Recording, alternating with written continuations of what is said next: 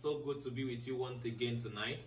And I'm so excited about what God is already doing in your relationships and in your marriages. Thank you once again for joining me tonight. And if you have not subscribed to my channel yet, kindly click on that subscribe button and turn on post notifications to receive recent updates on this channel. And do well to always like, comment, and share my posts with your friends, your colleagues, and everyone you feel needs this.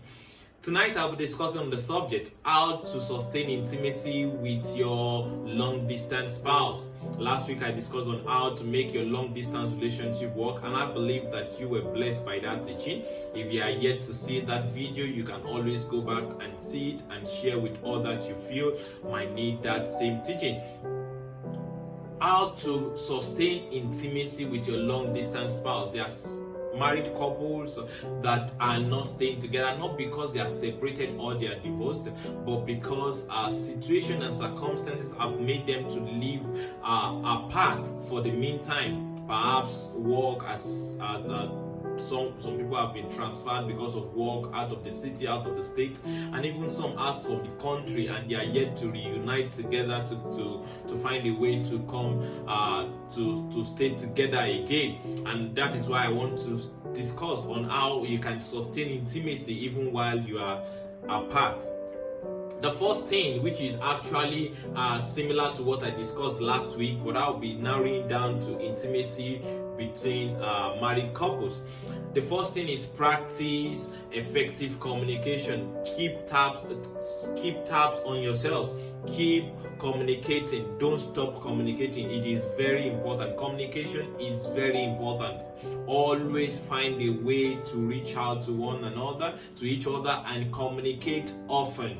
Communicate often. Schedule times to talk, schedule times to have video calls, schedule times to chat, schedule times to communicate. It is very important. As long as you don't stop the flow of communication, you can still be connected. You can still remain emotionally, intellectually, mentally, and spiritually connected, which is very important. And all these things, if you can be connected in all these areas, you can also sustain to a large extent the physical connection, which is very important for you to enjoy your marriage and to keep enjoying the bliss that God has ordained for you in the marriage institution. The second point is be transparent and honest. Be transparent with one another. Talk about the things you are going through. Talk about where you are. Talk about what you want to do. Talk about the activities you want to be engaged in. Talk about the challenges you are facing. Talk about the mistakes you have made. Talk about the people you seem to be emotionally attracted to. Talk about the people that seems to be emotionally attracted to you, and they are finding a way to get close to you and things like. Talk about anything you feel you should talk about. Talk about everything and anything. It is very important for you to sustain your trust in that relationship and to keep that flow of intimacy. The third point is keep tabs on your individual activities. Keep tabs on your individual activities, the activities you are you are individually engaged in. Take for instance the things you do at your place of work. Keep tabs on your wife, how our work went, how our business is going, how your husband is doing at the place he is, and things like that. Just keep tabs on your individual activities. That will help you to remain connected and to sustain the flow of intimacy. The fourth point is schedule video calls. Don't just do the voice call or the chat. Schedule video calls. What do I mean by this? Have video calls. Just schedule video calls for you to see one another. You can even schedule naked video calls. So far you are both in a private place. You can schedule naked video calls, or you can see your bodies. You can have a feel of your bodies, even though you are not physically together. You can still build that kind of physical connection and physical intimacy. But note that I said for married couples, and I also said if you have your privacy, you can do that, and it will actually help you to still be connected physically. Also, the next point is practice sexting. What do I mean by this? Sexting is trying to text yourself sexually. I mean, sending text messages, sexual text messages, exchanging sexual text messages. It is very important. This will help you to remain emotionally connected and to find a way to think about one another, to connect with yourselves, even though you are not having the physical intercourse. In that way, you can actually build an imagination around yourselves, which is very important, which leads me to the next point, to say that you can also practice what we call sex imagination with your spouse. You can practice sex imagination with your spouse. What do I mean by this? Imagine that you are with your spouse and you are having sex together. It could be foreplay, it could be this. Just imagine it. In that way, you are shielding yourself from unleashing your emotions in a wrong direction. That is, you are still unleashing your emotions towards your spouse. A lot of time, because of the long distance thing, when spouses that are horny and they feel like having sex, a lot of time, because they have not found a way to still unleash these things together, to connect together in this way, perhaps through a voice call or through sexting or through this what we call the sex imagination, they find themselves to sleep unknowingly. They find themselves to sleep unknowingly, and there are a lot of wolves hanging around. They are looking for the times that you'll be vulnerable, that they can take advantage of you, and that is why you must master this. You must know how to do this and to sustain intimacy with your spouse, even though you are not physically together. You can practice what we call the sex imagination with your spouse. Imagine that both of you are together, you are having a nice time together, you are practicing foreplay together, you are in a romantic environment together, you just imagine what you used to be like and things like that. And I believe that can actually help you too. Another thing is do things together.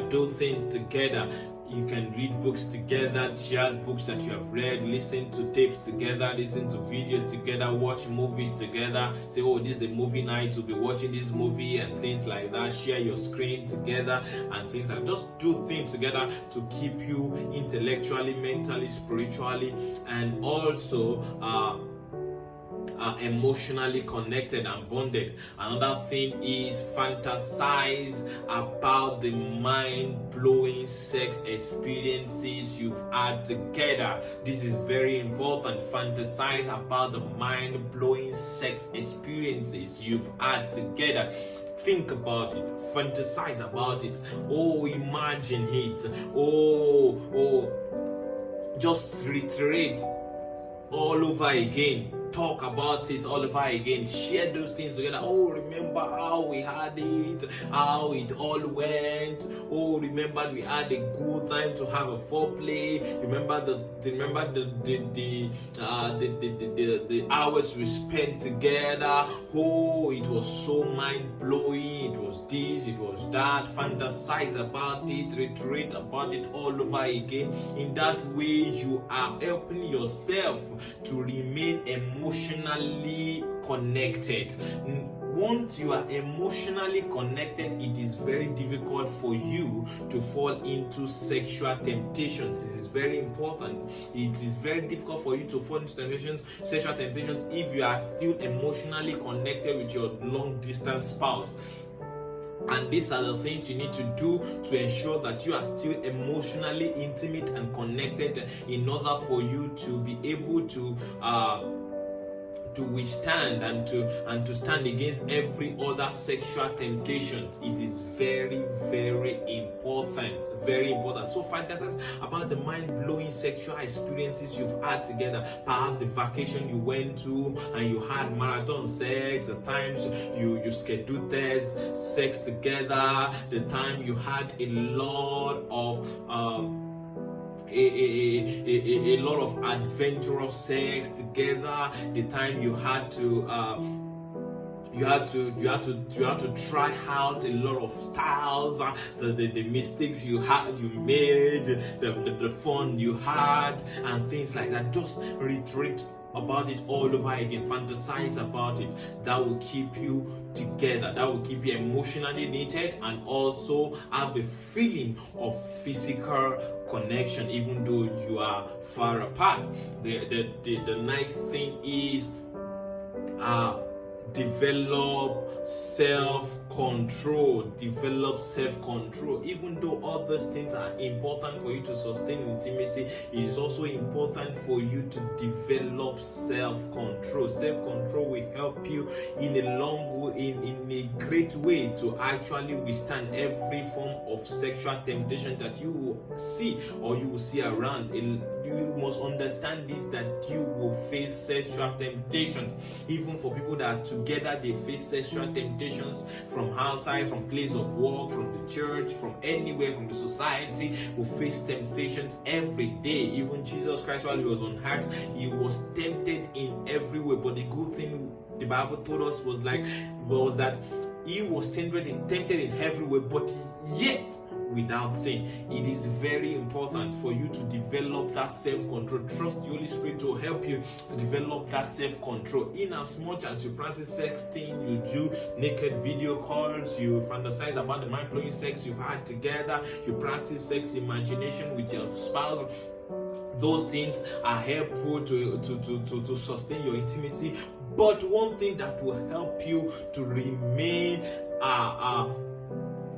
true to your marriage commitment and your marriage covenant, not to drift and not to slip into infidelity, is to develop self-control. It is very important. And last but not the least, the 10th thing is plan scheduled and surprise visits. Plan scheduled and surprise visits, not because you are suspicious of your spouse, but because it is important for you to connect physically again. Plan scheduled and surprise visits. And while you are planning that, imagine what you will have together when you see one another. Don't just plan it. Don't just make it, oh, I'm just planning. No, imagine when you see your husband again. Imagine what you would do when you see each other again. Imagine what you would do with your wife when you see each other again.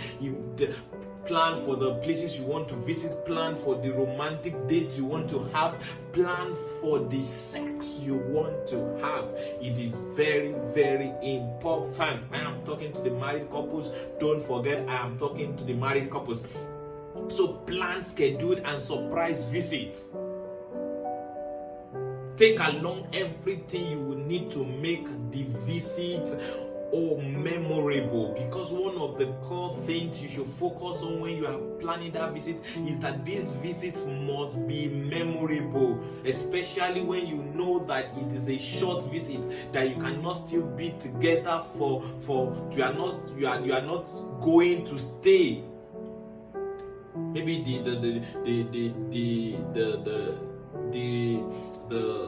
the visa is not yet ready, or you have not figured out how to be together physically permanently.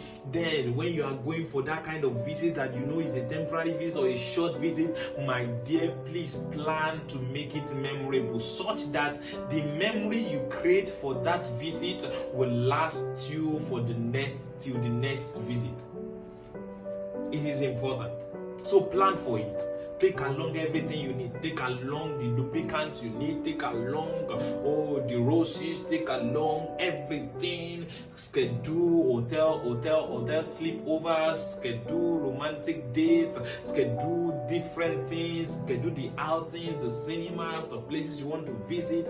Everything. Just make it memorable. Make the sex memorable. Plan for the things the adventures you want to, the sexual adventures you want to have. Plan for the new things you want to explore and things like that. Imagine it, and imagine to the extent that when you see your spouse, you want to eat yourselves alive. I don't know if you get what I'm trying to say. It's very, very important. This is how you can sustain intimacy with your long distance spouse. And don't forget, this teaching is directed to married couples. It is very important. And don't forget that I'll be having my Facebook live show very soon, and it will be basically centered around questions that people might have. I'll be answering live questions. I'll be attending to live situations by God's grace. There'll be some people that I'll be inviting to the show to actually shed light on different subjects and to answer your questions. Look forward to that. I am also looking forward to that so strongly. And before that, you can always follow me on my Facebook page. Check the description below. You will see the link to follow, and do well to share with your friends. I trust that you have been able to get something tonight, and I believe that as you work on these things, you'll be able to sustain intimacy with your long distance spouse. And please find a way to be together again. These things are important.